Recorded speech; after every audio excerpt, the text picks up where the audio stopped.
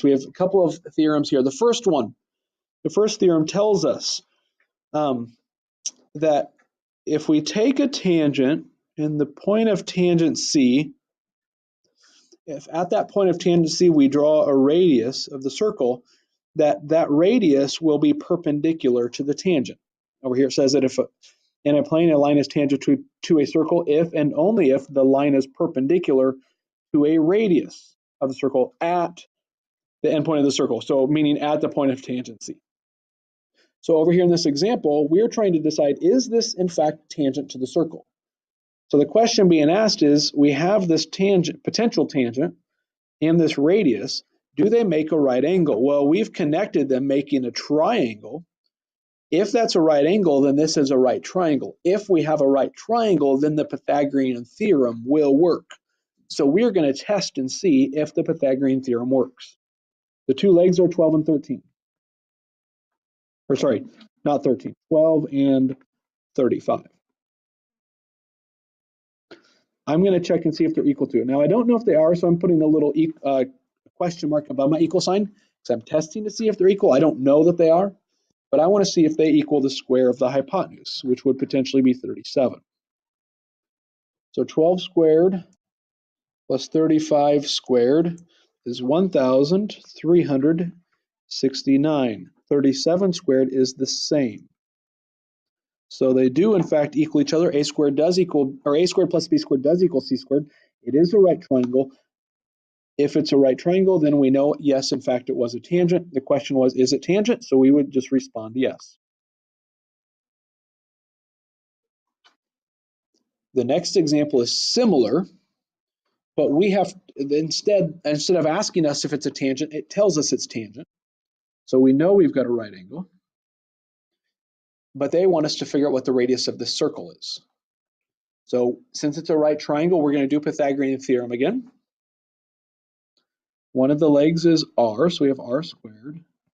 The other leg is 80, so plus 80 squared equals our hypotenuse squared. Now be careful on the hypotenuse. They have in this picture broken it into two parts.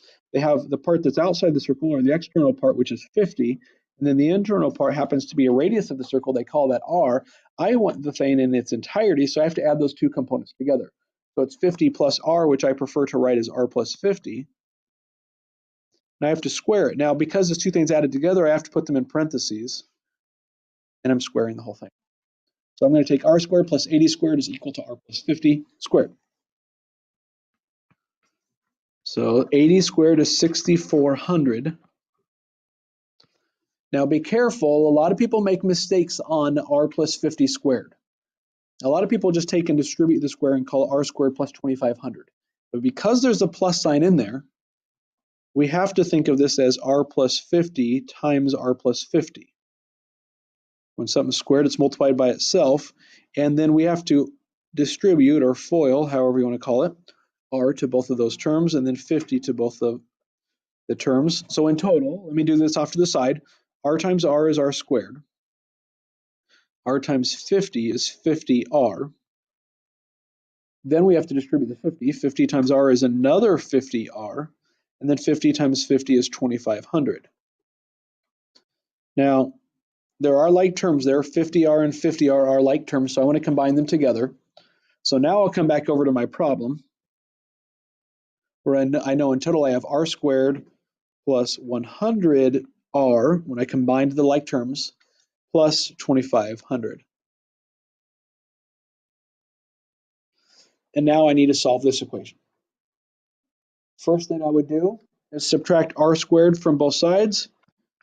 And good news is it cancels out on both sides, so I no longer have any r squareds in the problem. So now I'd probably subtract my 2,500.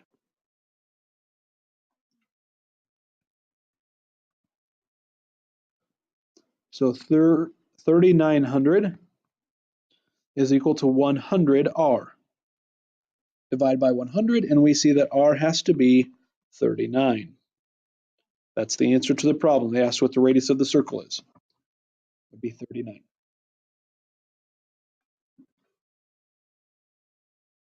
And we have one additional theorem about tangents. And they call it tangents from a common endpoint. So what you'll notice in this picture is that we have point S. Point S is outside of the circle. And if I were to draw tangents to the circle, now here's a good point I should probably address. If I were to start at S and travel until I hit the circle and stop right there, that is not a tangent. I want to make sure you understand that just because it doesn't cross into the interior of a circle doesn't guarantee it's a tangent. This is not a tangent because if I continued it, made it a line, it would cross through the interior. So therefore, it cannot be a tangent. A tangent, even if it stops, let's